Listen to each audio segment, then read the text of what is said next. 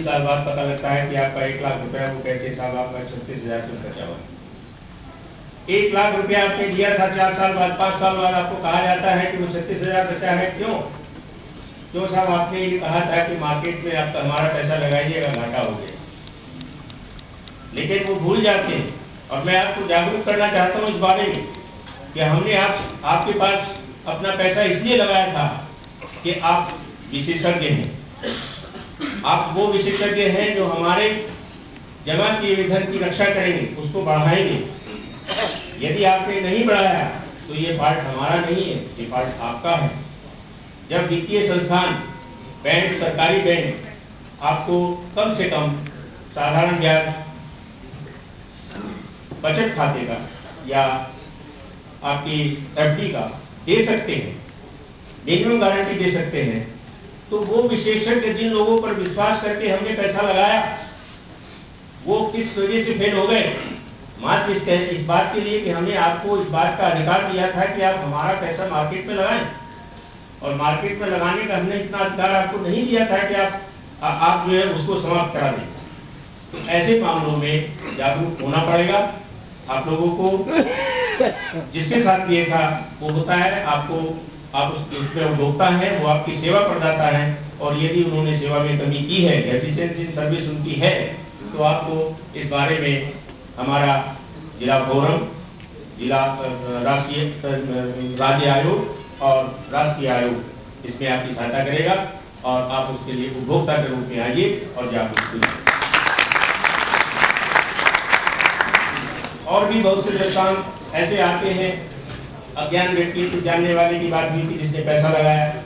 ऐसे अज्ञान पुरुष हैं बेचारे जिनके पास पैसा नहीं है लगाने को, ना बीमा में न बैंक में, फिर भी गवर्नमेंट ने उनकी सुरक्षा बीमे के लिए की हुई है। किसान दुर्घटना बीमा आप लोग जानते हैं, जो लोग किसान हैं वो इसको समझते हैं, या उनके जानने वाले स्थानीय लोग, गांव के लोग किसान हैं, उसके बारे में लोगों को अभी तक जानकारी नहीं है।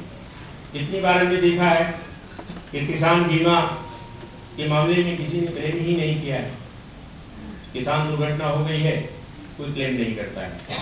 कितने ही मामलों में हमने देखा है कि किसान ने यदि मांग की है तो छोटी सी कमी के ऊपर उसके क्लेम को रेपुडिएट कर दिया जाता है। जैसे कि कह दिया गया कि साहब इस किसान की जिसकी डेथ हुई है किसान दुर्घटना में, तो ये दुर्घटना हुई है किसी भी प्रकार की, ये उसका तो नाम खतौनी में उसका नाम नहीं है।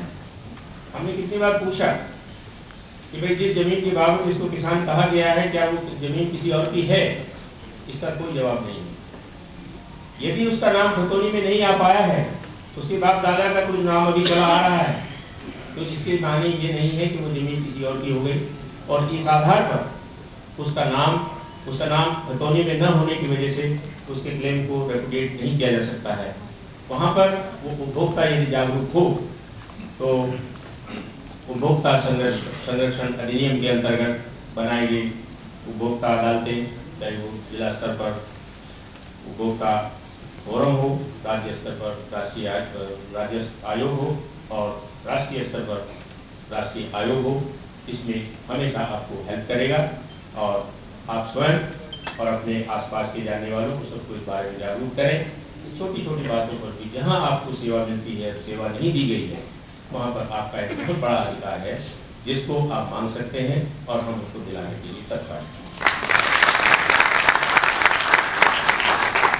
बिजली के बहुत से मामलों में आप लोग देखते होंगे कि बिल उतना आ गया है, ज्यादा आ गया है, कम आ गया है, कभी बिजली वाले तंग करते हैं, कभी ये करते हैं, कभी वो करते हैं। कहाँ पर इसकी कमियां हैं, इन सबको हम चुपचाप सहन न करें।